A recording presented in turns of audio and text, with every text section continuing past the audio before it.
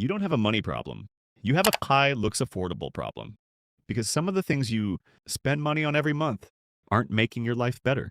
They're quietly making you poorer. And the worst part, you probably don't even consider them expensive. Think about the things you pay for every month: your car, your apartment, your phone, subscriptions, eating out, clothes, convenience. You look at each expense separately and think, it's not that bad. That's the trap. Because being broke usually doesn't happen because of one massive purchase. It happens because you keep making small decisions that feel harmless. Let's say you make $2,000 a month. You buy a car because you want something newer. Your payment is $350. You think, I can handle $350, but the car isn't $350. There's insurance, gas, maintenance, repairs, registration.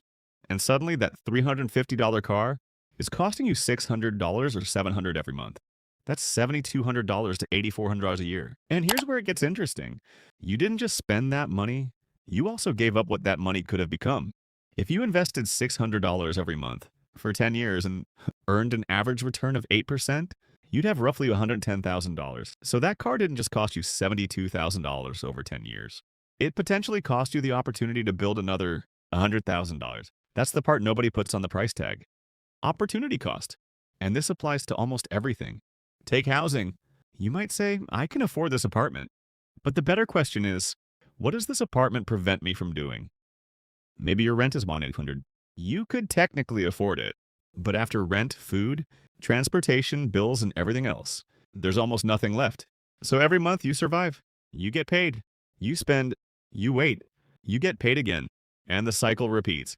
You're not necessarily living an expensive life. You're living a life that leaves no room for your future. That's a completely different problem. And here's another one. Your phone. You don't need the newest phone. But you tell yourself, I use it every day, so it's worth, maybe. But then you upgrade every 2 years. You finance it. You buy accessories. You pay for extra storage. You upgrade your plan. Individually, none of these decisions feels dangerous. But together they create something much worse. A lifestyle you have to keep funding. And that is the real enemy.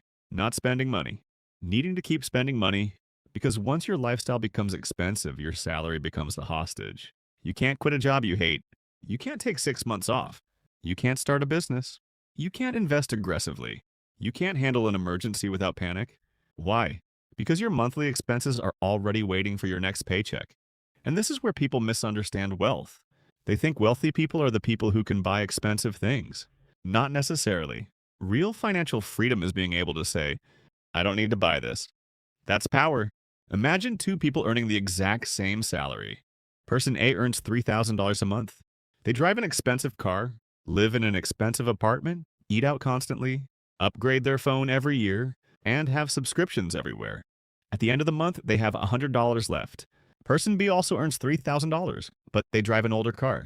They live somewhere cheaper. They cook most of their meals. They buy things when they actually need them. They invest $700 every month. From the outside, person A looks richer, but person B is building wealth. And eventually something happens. Person B's money starts producing money. Their investments grow. Their savings grow. Their options grow. Meanwhile, person A needs their next paycheck to maintain the life they built. That's the difference. Looking rich and becoming wealthy are two completely different games. So here's something you can do today. Look at your last 30 days of spending. Not your budget. Your actual spending. And find the things you bought because you wanted the feeling, not because you needed the thing. The new clothes. The delivery food. The expensive coffee. The upgrade. The subscription you forgot about. The car you didn't need. The apartment you wanted to impress people with. Then ask yourself one brutal question.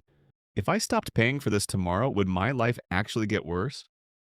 If the answer is no, you found a leak. And don't make the mistake of thinking you need to eliminate everything enjoyable. That's not the point. Money is supposed to improve your life. Buy the things you genuinely value. Travel if traveling matters to you. Eat at good restaurants. Buy nice clothes. Enjoy your money. But know the difference between spending money because something matters to you and spending money because everyone around you is doing it. Because the second one is dangerous. You can spend years working harder just to afford a lifestyle you never actually wanted. And then one day you realize something uncomfortable. You weren't buying things. Things were buying your time. Every unnecessary monthly payment represents hours of your life. You have to sell to someone else. That $500 monthly expense? That might be several extra days of work every year. That expensive car? More hours. That oversized apartment? More hours. Those constant upgrades? More hours. You're not paying with money. You're paying with pieces of your life. So before you buy something expensive, don't ask, can I afford the payment? Ask, do I want to trade this much of your future for it? Because that question changes everything. You might discover that you don't actually want the bigger house. You want freedom. You don't actually want the newer car. You want financial security. You don't actually want another expensive purchase.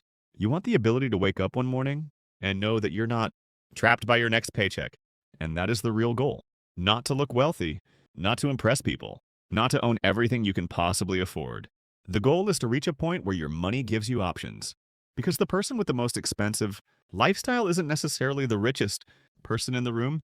Sometimes it's the person who can say, I could buy it, but I don't need to, and walk away.